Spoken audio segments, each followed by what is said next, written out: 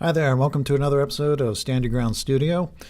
I've got a short one today because I just saw an article yesterday on CNN that was what you see right here. It included the three things that they love to talk about most, so I decided to post it. And the headline catches your attention: Doomsday prediction from ancient Egyptian queen, and if it's about climate change. So that's the three things they love to talk about.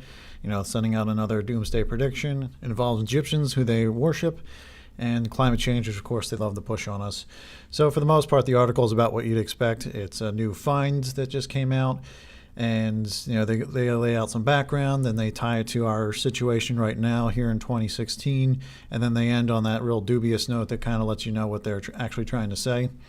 So real quick, up here at the top, they found a queen that they didn't previously know about.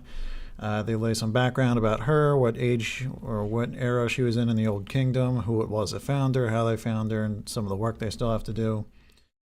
Then they jump down to, is this a doomsday prediction for us?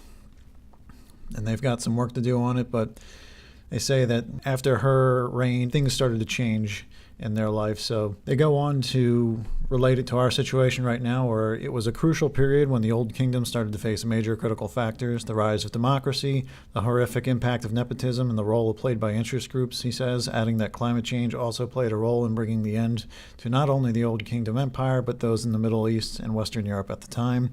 So I don't think we're suffering from the rise of democracy right now, but they mentioned a few things that could relate to us.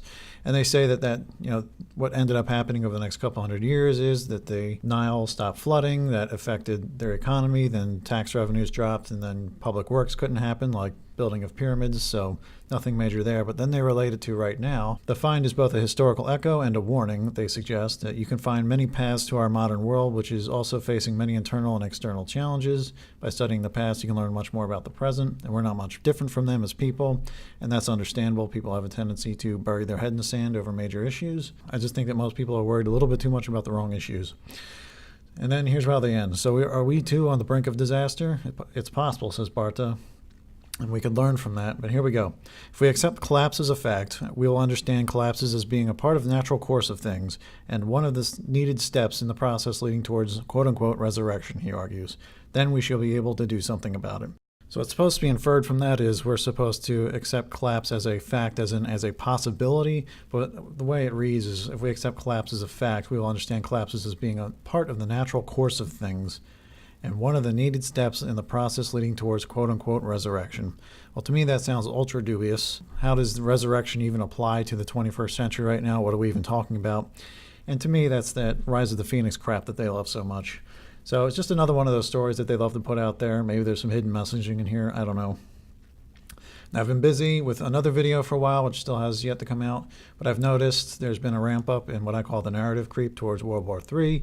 So Turkey says Russia violated the airspace yet again. Russian fighter jet came within 15 feet of U.S. Air Force jet. Had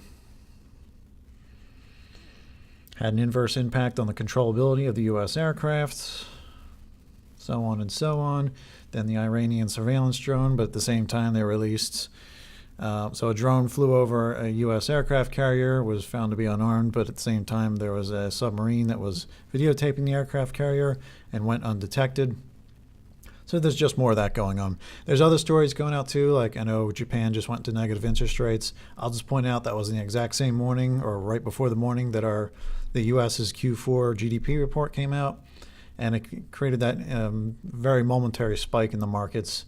So that's pretty much it for today. I wanted to get a quick video out since it's been a while. I do have a video coming out soon, hopefully, all about the 26 election campaign and how it's more about social engineering than anything.